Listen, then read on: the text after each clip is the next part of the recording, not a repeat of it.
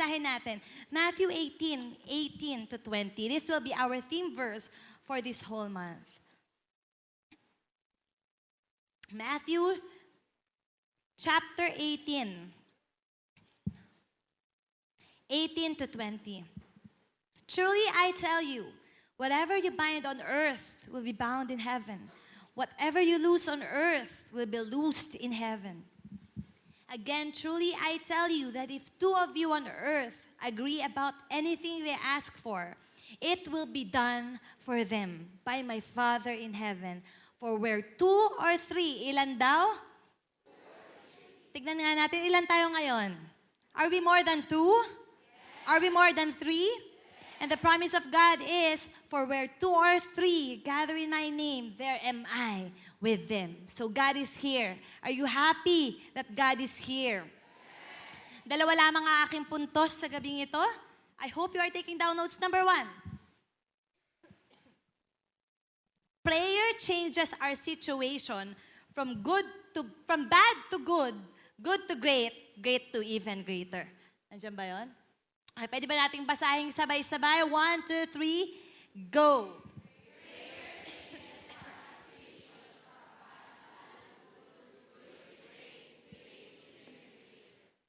May tatanong ako sa inyo, may mga sitwasyon ba sa buhay mo ngayon na gusto mong ipabago kay Lord? Let's admit it, di ba? Nauuso ngayon, sabi nila, the struggle is real. Totoo ba yun? Totoo bang the struggle is real sa ating mga buhay? Minsan, pag napatingin ka sa salamin, mapapatunay mo, oo nga. The struggle is real. May struggle ang buhay ko. Ang daming area ng buhay natin, tila ba wala sa ayos at gusto nating ipabago kay Lord. Ang ilan sa inyo, gusto mo ng bagong bahay, literal. Sino yung gusto ng ganon? Kasi yung bahay mo binabaha kapag umuulan ng malakas, lalo na ngayong season na to.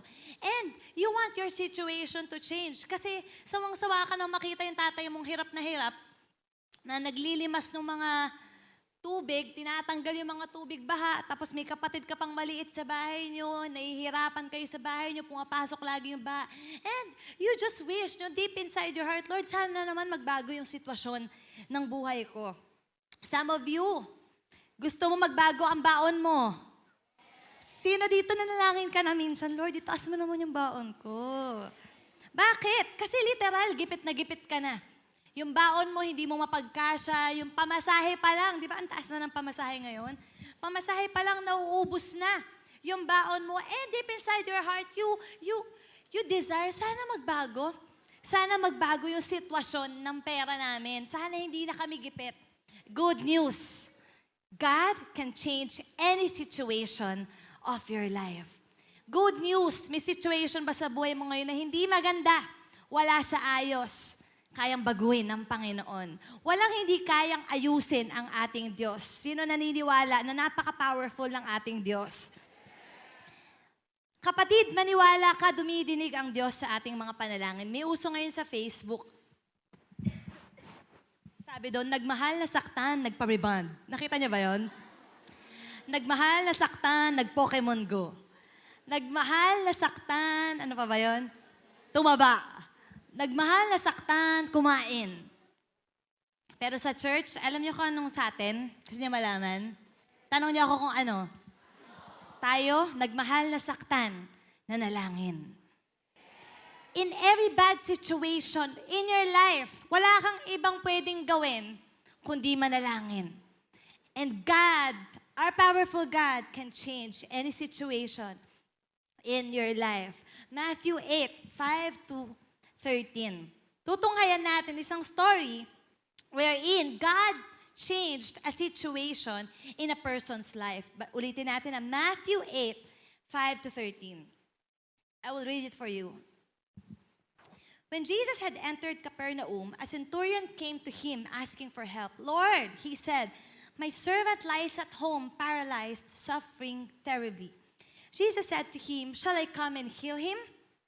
The centurion replied, Lord, I do not deserve to have you come under my roof, but just say the word, and my servant will be healed. For I myself am a man under authority, with soldiers under me. I tell this one, go, and he goes, and that one, come, and he comes. I say to my servant, do this, and he does it. When Jesus heard this, he was amazed and said to those following him, truly I tell you, I have not found anyone in Israel with such great faith. I say to you that many will come from the east and the west and will take their places at the feast with Abraham, Isaac, and Jacob in the kingdom of heaven. But the subjects of the kingdom will be thrown outside into the darkness where there will be weeping and gnashing of teeth. Then Jesus said to the centurion, go, let it be done just as you believed it would. And his servant was healed at that moment. Wow, ang ganda ng kwentong to. Meron daw isang mama lumapit kay Jesus. Sabi niya, Lord, yung isa kong servant, kasama ko sa kasambahay ko, may sakit siya, paralyzed, matindi po. He is suffering terribly. Ang tindi ho ng kalagayan niya ngayon. At ang sabi niya, Lord, pagalingin mo naman siya. Tapos tinanong siya ng Lord. Tinest siya ng Lord. Ganun ba? Sa tingin mo, kailangan ko bang pumunta dun sa bahay nung alagad mo? Para pagalingin ko siya? At anong sinagot ng tao? Sabi niya, no, Lord. Kasi ako mismo, isa rin akong tao na meron akong mga alagad under me. At alam ko, isang salita ko lang gagawin nila. Yung sinabi ko. Sinasabi niya kay Lord na, Lord, isang salita mo lang, gagaling yung servant ko. And that is our God. Our God can change any situation. Yung may sakit, pwede niyang pagalingin. Yung masamang sitwasyon, sobrang terrible na, pwede niyang baguhin. And during this time, nung nakita ng Lord yung faith nung centurion, ang sinabi ng Lord sa kanya, let it be done just as you believed it would. Let it be done just as you believed it would. Kapatid, naniniwala ka ba talaga na kayang baguhin ng Lord yung situation ng buhay mo? Naniniwala ka ba talaga na kayang baguhin ng Lord ang situation ng family mo? If you believe, then you pray. Because that is an effect of prayer. Isang epekto ng panalangin natin, yung mga masasamang sitwasyon, nababago, nagiging maganda. Yung mga maganda na pinanalangin mo, magiging mas maganda. Yung mas maganda, pinanalangin mo pa, magiging sobrang great na. And that is the plan of God for your life. Jeremiah 29:11 says, my plan is for you to live a good life. Maganda ang plano ng Lord sa buhay mo. Plans to prosper you and not to harm you. So if there is anything bad situation in your life, kapatid, huwag mo tanggapin. Hindi yan ang plano ng Lord sa buhay mo. Naghihirap ka? Hindi porke nag-church ka na. Tapos naghihirap ka, pwede mo na isipin, siguro ito lang talaga yung plano ng Lord sa akin. Siguro talaga sila lang ang mayayaman. Siguro talagang sila lang ang makakaranas ng kaluwagan sa buhay. Siguro ako, ganito na talaga ako. No. Refuse to believe that your bad situation is forever. Because God can change your situation. God can do good things sa buhay mo. You just have to pray. You just have to believe, Lord, naniniwala ako sa'yo. Taas niya kamay. Honestly, that right now, may mga sitwasyon sa buhay mo, parang nakasanayan mo na. Tapos nakalimutan mo ng ipanalangin. But tonight, you are being reminded, you pray. Pray for those situations in your life that seem not good, and God will make it good. God will make it good. I truly believe that God wants us to have a better life every day. Naniniwala ako na araw-araw gusto ng Lord na papabuti yung buhay natin. And I believe si Lord, nakangiti siya sa atin. Every time, meron tayong na-achieve na maganda sa buhay natin. Yesterday, I was so happy, no? Nakatanggap ako ng mga balita na sa Arcadio daw, napakaraming radicals na pumasok sa top 10. Pwede ba natin palakpakan sila? At palakpakan natin. Sige nga, taas kamay. Sino dito yung nakapasok ka sa top 10? Kahit hindi ka Arcadian. Wow. Tika, tayo. Pwede ba kayo tumayo? Okay lang? Kahit anong school, basta pasok ka sa top 10.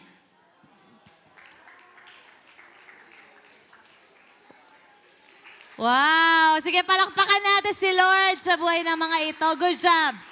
Good job. Good job, guys. And I have one word for you. Sige, tayo kayo. Tayo lang kayo. Anong top nyo ngayon? Sigaw nyo kung anong top nyo. Top 1 ka? Wow, Mark! Grabe! Good job! Okay, sige, tayo lang kayo. Para sa mga hindi pa top 1, Huwag kayong mag-alala. Next sem, ang plano ng Lord, top 1 ka na. Good to greater. Yan ang plano ng Lord. Sa top 1 na, huwag ka mag-alala. May mas matindi pa dyan. Baka ikaw valedictorian ng klase nyo kapag gumraduate ka. Palakpakan natin, papurihan natin si Lord. Good job, guys. We are proud of you. Pwede na kayo maupo?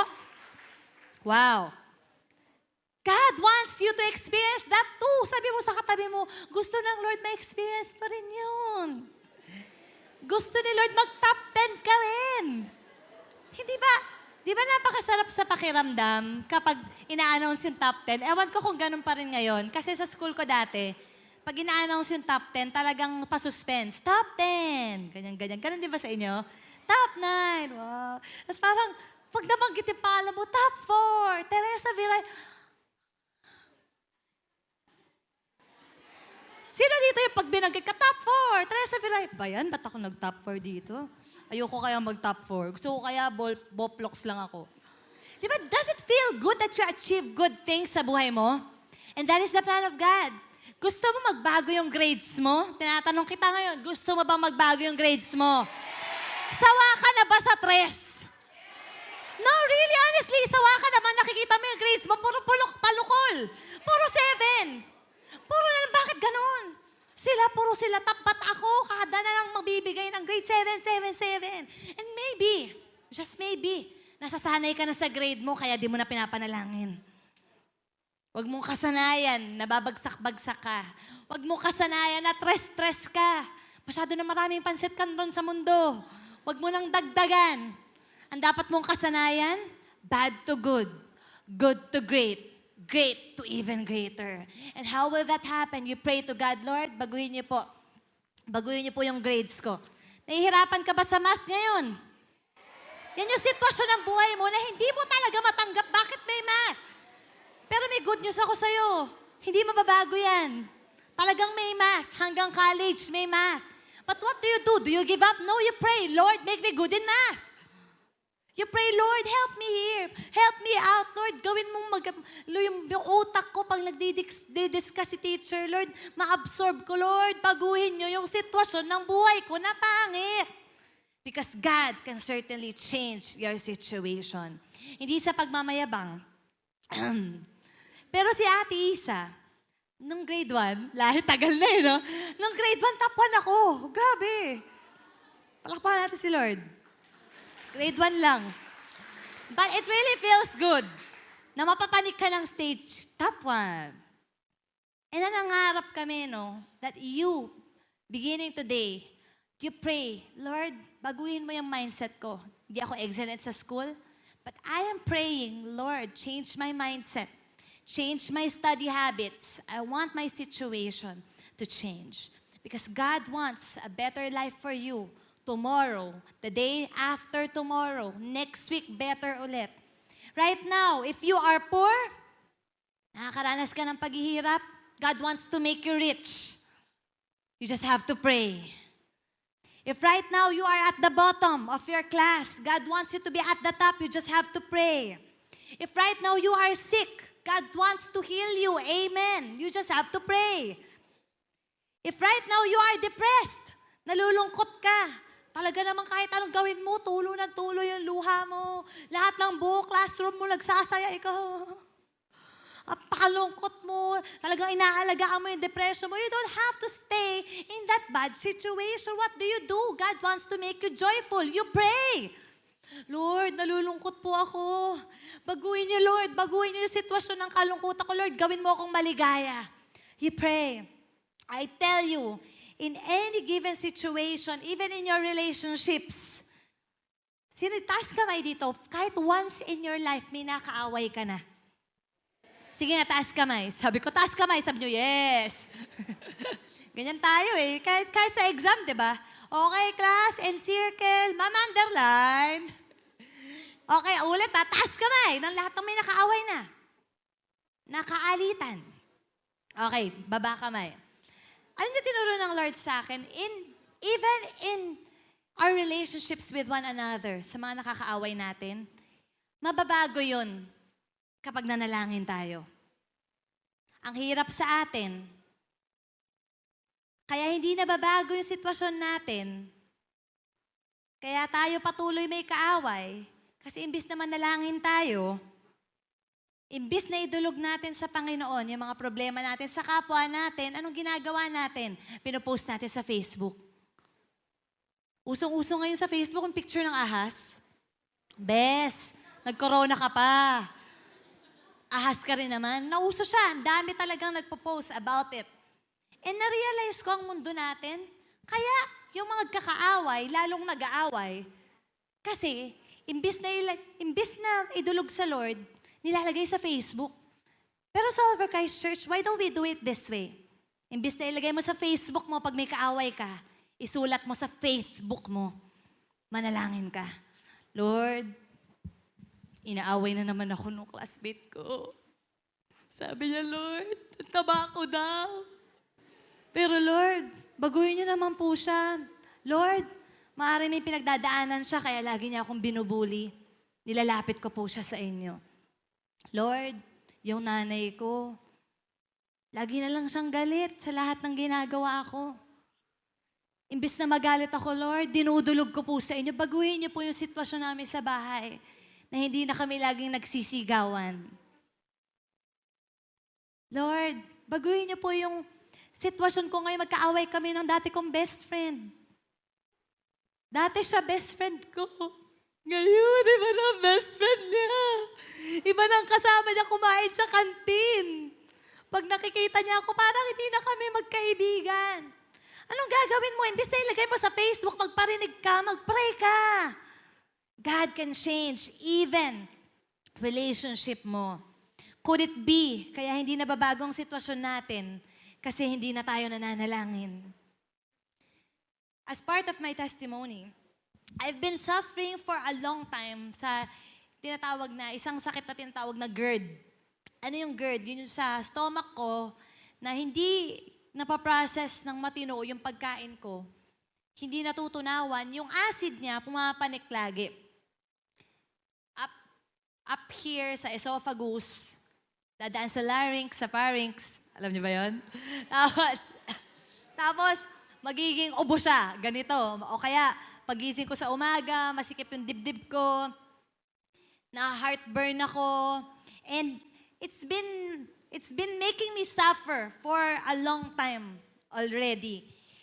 May mga times hindi ako makatulog ng maayos sa gabi, kasi pag humiga ka, aangat na siya, kasi nga nakahiga ka, dadaloy ng gano'n yung acid. There are many times, iniiyak ko na yung sakit niya, hindi ako makainom ng milk. Alam niyo ba kung gaano kahirap na hindi ka pwede uminom ng gatas?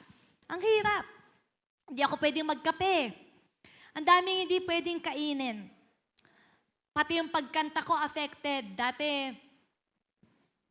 basta affected yung pagkanta ko. Meron ako mga notes, hindi ko na siya ma-hit dahil dun sa acid reflux ko. I cannot eat too much. Hindi ko ma-enjoy ang mga buffet. Until one day early this year, I realized something was wrong with me. Nasanay na ako dun sa sakit ko at tumigil na akong manalangin, nagagaling pa ako. That's why I've been suffering terribly. And then I remembered the story of Hannah in the book of 1 Samuel. Sino si Hannah? Siya ay may asawa, si Elkanah, at meron pang isang asawa, yung asawa niya, si Penina. And si Hannah, hindi siya magkaanak. And all along, talagang tagal, they've been trying their best, magkaanak sila ni Elkanah, but really, talaga hindi nabubuntis itong si Hannah. And then, may mga times pa, sasabihan siya nung isang asawa ni Elkanah, sabihin sa kanya, imamak siya, ay, si Hannah, tingnan mo naman, hindi mga anak-anak, ako, buntis na naman. Yearly akong buntis. Itong isa, hindi nabubuntis. And sabi sa Bible, hirap na yung puso ni Hannah.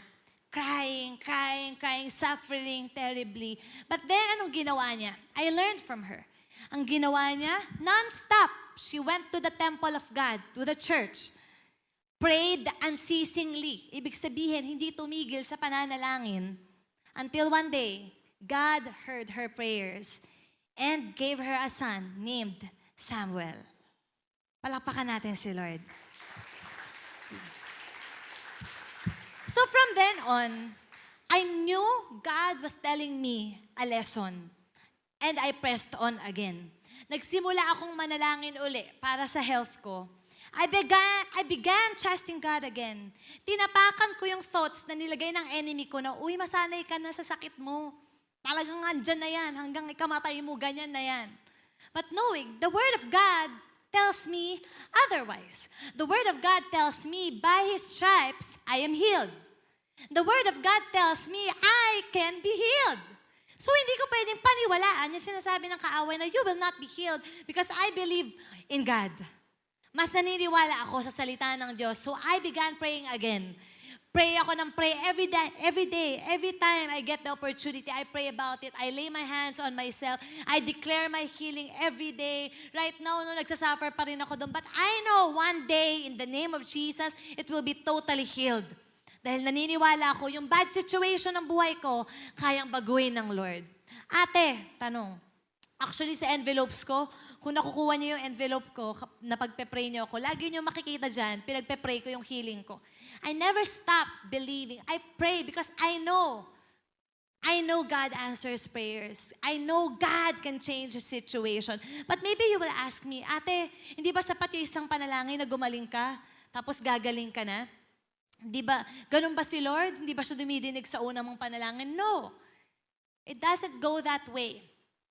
Maybe, meron lang tinuturo ang Lord sa atin, kaya yung mga pinapanalangin mo, hindi pa natutupad kasi hinuhubog ka pa ng Lord. Binabago pa niya yung puso mo. And don't be afraid, no, don't lose heart. Gagaling din yung mga pinapanalangin mong gagaling. Yung nanay mo, matagal mong pinapanalangin, mapunta sa church, bakit ganun? 2 years ko lang nilalagay sa envelope, ate, hindi pa rin nangyayari. Don't stop. Sabi nga sa kanta, don't stop believing. Ganun yun eh. Pag nananalangin tayo, huwag tayong hihinto. Sasagutin din ni Lord yung mga panalangin natin. And the Bible even says, His ways are higher than our ways. His thoughts higher than our thoughts. We just have to keep pressing on. Keep believing. Keep praying. Hindi po nakikita ngayon yung resulta ng prayer mo. Just keep praying. Keep praying. Keep believing God. Amen ba? I'm asking you again, anong sitwasyon ng buhay mo ngayon yung gusto mo ipabago kay Lord? Let me tell you this, huwag ka mawalan ng pag-asa, manalangin ka. And right now, i-exercise natin yan. We will pray today, tonight, ngayon din mismo. Yung mga sitwasyon ng buhay mo gusto mo nang ipabago kay Lord. Can you think of things in your life that you want to change? Sino yung meron ka na naisip? Taas mo kamay mo. And we will pray. I will pray for you. Sige, taas kamay nung meron kang gustong ipabago. Okay, Lord, finances, health, relationships, whatever your life group, we will believe God tonight. Lord God, in the name of Jesus, we believe that you are the God who can change our bad situations to good ones. Naniniwala po kami, Panginoon, na ikaw ang Diyos na tumutugon sa aming mga panalangin, na kaya mong baguhin ang sitwasyon ng aming buhay. Lord, lahat ng tinataas na kamay ng aking mga kapatid, I pray, Lord God, that you would respond to them. I pray for answered prayers in the name of Jesus. I pray for healing sa may mga pinapanalangin, Lord God. I pray for, Lord, fixed relationships sa may mga kaalitan ngayon, Lord, sa may mga broken families, Lord. I pray that their families will be restored in the name of Jesus. I pray, Lord God, for the salvation of our families in the name of Jesus. I pray for financial breakthrough in our families in the name of Jesus. And Lord, I pray that we will never stop believing in you, in your word, and in your promises. We receive our answered prayers tonight. In the name of Jesus, ang lahat ng naniniwala ka at dinulig na ng Panginoon, ang panalangin mo, sumigaw ka ng malakas na amen. Amen. Amen. Kaya palakpakan natin si Lord. And lastly, point number 2, prayer changes us. Prayer changes us. I love this revelation. Actually, nabasa ko lang to sa isang book na binabasa ko. And I have proven it to become so true in my life. Hindi lang pala sitwasyon natin yung nababago pag nananalangin tayo. Unang-una, nababago tayo kapag nananalangin tayo. Ulitin ko yan. Hindi lang pala sitwasyon natin yung nababago pag nananalangin tayo, unang-unang nababago pag nananalangin ka, ay ikaw mismo. Sino dito, honestly, before ka makakilala kay Lord, before ka makapunta sa All for Christ Church, hindi ka naman talaga nagpe-pray na mahahabang prayers. At hindi ka rin sanay mag-pray para sa ibang tao. Hindi ka rin sanay magtanong, anong prayer item mo? Tapos lay hands ka. Hindi ka ganun dati. Taas kamay nung hindi ganun dati. But God has changed you, tama ba? When you learn that we can pray pala for one another, nagsimula kang naglilay hands ka na sa mga friends mo. Kapag may pinagdadaanan siya, anong binabanggit mo sa kanya? Hindi na lang basta-basta, kaya mo yan, lilipas din yan. Ano lang sinasabi mo ngayon? Sige, pagpe-pray kita, matatapos din yan. Hindi ba change na yon na nangyari sa buhay mo? You become selfless. Nababago tayo mismo. Basahin natin sa Ezekiel 36:26. Ezekiel chapter 36, verse 26. I will give you a new heart and put a new spirit in you. I will remove from you your heart of stone and give you a heart of flesh. And I will put my spirit in you and move you to follow my decrees and be careful to keep my laws. Ang ganda niyan. Sobrang ganda. I'm gonna repeat that. And I want you to claim this. That as you pray, as you level up in prayer, ito yung mangyayari sa buhay mo. I will give you a new heart, says the Lord, and put a new spirit in you.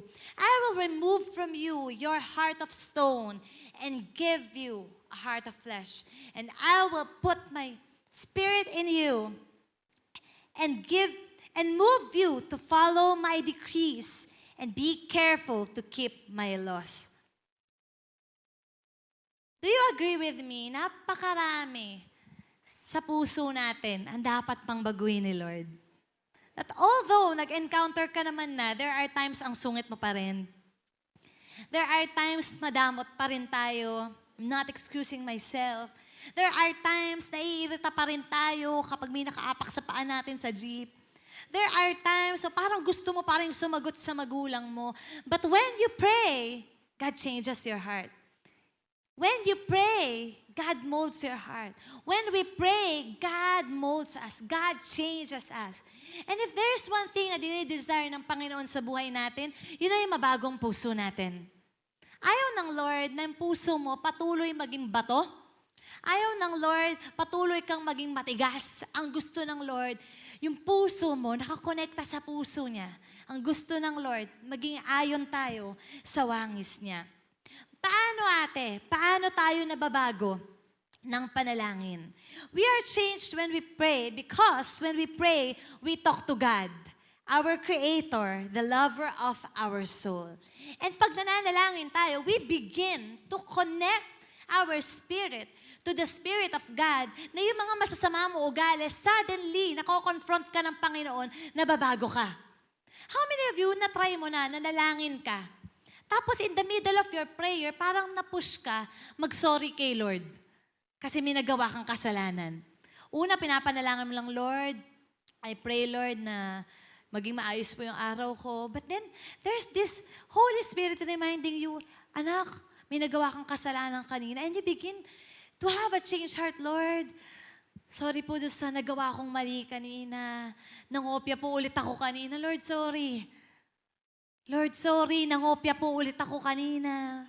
Lord, sorry, nangopya po ulit ako kanina. Kaya ma-word na ba? Lord, sorry na medyo ganito pa rin yung ugali ko. Because when we pray, the presence of God comes in our lives. And yung presensya ng Diyos na kasama natin pag nananalangin tayo, wala siyang ibang gagawin kundi i-remove yung mga mali sa buhay mo, sa puso mo, at papalitan niya ng pusong nanggaling sa Diyos. Do you want that? Do you want a changed heart? Do you want a changed you? Gusto mong magbago? Bukod sa sitwasyon mo, ang dinidesire mo talaga, magbago ka. Ano pang nababago sa atin when we pray? Nababago tayo when we pray because when we pray, we begin to trust God. Biglang tumataas yung faith mo. Tama ba? Kunyari, umuulan ng malakas. Sino dito nakapanalangin ka na lang ganitong prayer? Lord, sana may masakyan na ako, Lord. Sino nakagawa na ng panalangin to? Yung ang daming dumadaang jeep, walang jeep na pwede magpasakay sa'yo. Tapos tumataas yung level ng faith mo, Lord, Lord, Lord, in Jesus' name, sasakyan, sasakyan. May testimony ako sa inyo. Matagal na to eh. Nasa bikutan ako, ang lakas ng ulan, tapos wala talagang masakyan, patanyag. Tapos nag-pray lang ako, simple prayer, ganito lang. Talagang sobrang siksikan, sobrang lakas ng ulan. And this is how a prayer can change situations in our life and in us. Nag-pray ako, Lord, tumingin talaga ako sa langit habang umuulan. In Jesus' name, makakasakay na ako in less than 5 minutes. In Jesus' name, amen. Paglingon kong ganon, biglang may dumaan jeep patanyag, puno. Hindi ako makakasakay. But then, saktong-sakto. Di ba, pag sa jeep, yung mga tao, ano itsura? Hinahabol yung jeep kahit tumaandar. Ay, dito yan, dito yan. So, hindi ko sila hinabol. Tumayo lang ako. Tapos, pag hinto nung jeep, bumaba yung nasa unahan. Tapos, ang sabi nung nandun, hindi ko siya kakilala. And then, feeling ko nga, ano yan, angel na nanggaling kay Lord. Feeling ko lang. Kasi sobrang ganda nung mukha niya. Sa kangiti, parang kilala niya ako. Tapos sabi niya sa akin, sakay ka na. Literal, as in. Tapos talaga, nakangiti ako sa kanya. Sino to? Tapos naupo ako. Bayad po. And then, all throughout, nakasakay ako sa jeep. Ang ikli lang ng biyahe, bikutan to tanyag. Nakangiti yung katabi ko. His face was not an ordinary face. Smiling in the midst of the rain. Tapos parang feeling ko, tagal ko na siyang kilala. Feeling ko talaga. And I knew then on, duminig si Lord sa panalangin ko. And nabago yung perspective ko sa buhay ko. Bigla akong nagkaroon ng level of faith na even in the smallest details of my life, concerned pala si Lord. Biglang yung buhay ko na dating walang tiwala kay Lord, I began to trust God. That in just one word, kaya palang baguhin ng Lord yung mga pinapanalangin ko. In prayer, we yield to God's will. Pag nananalangin tayo, nababago puso natin kasi minsan may pangapanalangin tayo na masasabi na lang natin kay Lord, Lord, not my will, but yours be done. Sino nakapanalangin ka na ng ganon? Lord, ganito yung sitwasyon ko, but Lord, not my will, but yours be done. Nabago yung puso mo. Dati, yung gusto mo lang, yun lang matutupad. Pero sa pananalangin mo, bigla kang nagtiwala kay Lord, Lord, sige na nga po. Hindi na yung gusto ko, pero yung gusto mo, siyang matupad sa buhay ko. And I tell you, in prayer, God molds our character. God molds our character. In prayer, diamonds are made out of us. Sa pananalangin natin, nababago ang puso natin, ang buhay natin. And right now, as I only have 5 minutes left, I want to ask you, meron akong isang testimony sa inyo sa point na to, how prayer changed me. Di ba meron tayong envelope kapag nagbibigay tayo ng offering natin? Sino may envelope na? Kasi excited ka mamaya. So, I was praying, last week yon. I was praying for the 1 p.m. celebration, prayer requests. Iniisa-isa ko sila. Talagang I took time praying for them. Tapos I came across one person na nalangin doon. Tapos ang prayer niya doon, Lord, I pray po na may pangbayad po ako doon sa libro na kailangan ko po talaga. Alam niyo, nung binasa ko yun, my only intention was to pray for the prayer items. But God changed me during my prayer time. As I was praying, I really heard God, anak, ikaw na maging katugunan sa panalangin na yan. And I became generous. Suddenly, nananalangin lang naman ako. But God changed my heart. He made me generous and He made me a channel of His blessing. And naniniwala ako, si Lord, talagang pag nananalangin ka, babaguhin ka niya ng babaguhin para maging pagpapala ka pa sa ibang tao. Hindi lang tayo nananalangin para masabing nananalangin tayo, pero nananalangin tayo para may mabless tayong ibang mga tao. Now, baka naman gawin nyo sa prayer item nyo, ganun pala si Pastorita, lahat pala ng pagkakailangan, isulat na natin. hindi naman laging ganon. No? May mga times na talaga specifically sasabihin ng Lord, eto, tulungan mo to. May mga prayer items na pinanalangin mo, ikaw din ang tutugon. Kasi ikaw ang papadala ng Diyos. Because that's how God works. God can change you as you pray. God can change us as we pray. And right now, I'd like to talk to our first-timers. Taas kamay lang ang ating mga bisita sa gabing ito. Palakpakan po natin yung mga bisita natin. You know what? Meron ako i-share sa inyo. Bukod sa mensahe natin sa gabing ito, meron ako isang short but very powerful message that I want to share with you. Ang tawag sa mensaheng ito ay ABCs of a Good Life. Do you agree with me? Lahat tayo gusto natin ng magandang buhay. Magandang buhay ang inaasam ng bawat isa sa atin. But, kung titignan natin yung buhay natin ngayon, ba't ganun? Di naman masyadong maganda yung kalagayan ng buhay ko ngayon. Because there is one thing lacking in your life. Ang sabi sa Romans 3:23, so tinatawag natin to ABCs of a Good Life, na simpleng kadahilanan na ABC yung points nito. A, B, letter C, madaling tandaan, pwede mong tandaan hanggang pag-uwi mo. Letter A, for you to have a good life, admit you sinned against God. Ang sabi sa Romans 3:23, for all have sinned and fall short of the glory of God. Ang lahat daw ng tao ay nagkasala laban sa Diyos. Do you agree with me? Lahat tayo nagkasala laban kay Lord. And isa yung hadlang sa good life natin. But God wants us to just admit tonight, oo nga no, nagkasala ako laban sa Diyos, nagsisinungaling ako, nagnanakaw ako, kumukupit ako sa magulang ko, lagi akong galit, lagi akong masungit. For you to have a good life, just number one, aminin mo that you sinned against God. Letter B, pangalawa, believe God loves you and Jesus died for you. Napakagandang verse nito, maybe alam natin tong lahat. John 3:16, for God so loved the world that He gave His one and only Son, that whoever believes in Him will not perish, but will have everlasting life. Simple lang. Matapos mong i-admit na makasalanan ka, for you to have a good life, letter B, believe, maniwala ka, na mahal ka ng Diyos, at namatay siya sa krus ng Kalbaryo para sagipin ka doon sa mga kasalanang inamin mo kanina. God loves you so much. Yan ang mensahe namin sa'yo. Maniwala ka. Mahal na mahal ka ng Diyos. And letter C, lastly, confess Jesus as your Lord and your Savior. Ang sabi sa Romans 10:9, if you declare with your mouth, Jesus is Lord, and believe in your heart that God raised Him from the dead, you will be saved. I tell you, you want to have a good life? Our dear VIPs, our dear visitors, gusto mo na magandang buhay? Confess that Jesus is the Lord of your life.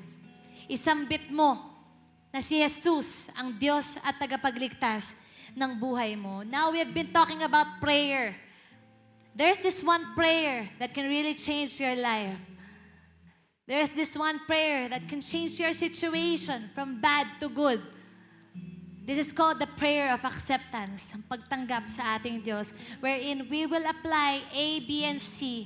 Admit, sin against God, believe God loves you and Jesus died for you. C, confess Jesus as your Lord and your Savior. Etong ending niyan, mananalangin tayo. To our dear VIPs, I want to tell you this verse, John 1:12. Yet to all who did receive Him, to those who believe in His name, He gave the right to become children of God. If you accept God in your life right now, bibigyan ka ng karapatan ng Diyos, maging anak niya. At ang sabi sa Biblia, anumang panalangin ng mga anak ng Diyos, didinggin niya. As I count 1 to 3, simple lang. Ang gagawin mo, tatayo ka lang sa iyong kinauupuan. Tutulungan kitang manalangin. We've been praying for you. Even as you come here, pinanalangin ka na namin. And we pray that you would make this prayer of acceptance right now. As I count 1, 2, and 3. Praise God for your life, ate. Praise God. To those who want to accept Jesus, you just stand up from your seats. Sige, palakpakan natin. Sige, it's okay. Praise God for your life, kuya. Praise God for your life, mga kuya. Huwag kayong mahiya. Palakpakan natin sila. Wow. Praise God. Simple lang yung gagawin natin, mga anak. Pwede ba kayong pumunta sa unahan para mas intimate yung prayer natin? Sige, palakpakan pa natin silang mas malakas. Sige, lapit kayo dito. Hi, kuya. Harap lang kayo sa akin. Harap tayo sa cross. We will pray. Ready na ba kayo for good life? We will pray. Mananalangin lang tayo. And we believe that this prayer can change your life. Samahan po natin ang ating mga kapatid sa kanilang pananalangin. You will just repeat after me. Susundan nyo lang yung panalangin ko. But make this your own prayer. Gawin mo tong panalangin nang gagaling sa puso mo. Let's bow down our heads. Repeat after me, Lord Jesus. Marami pong salamat sa gabing ito. Salamat po sa pag-ibig mo para sa buhay ko. Sa oras pong ito, humihingi po ako ng kapatawaran sa lahat ng kasalanan na aking nagawa sa aking buhay. Pinapapasok po kita sa aking puso. Ikaw ang Diyos ng buhay ko. Maghari po kayo sa aking puso. Sa pangalan ni Jesus. Amen. Amen. Amen. Sige, palakpakan natin si Lord. And right now, our pastors will congratulate you. Bakit? That is the most powerful prayer na pwede mong gawin sa buhay mo. And God has just changed your situation. God has now made you a children of God. Amen. Palakpakan natin si Lord.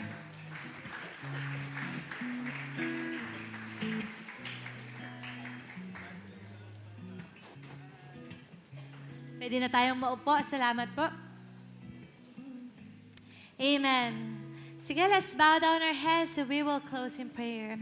Father God, just want to thank you, Lord, for the gift of prayer, God.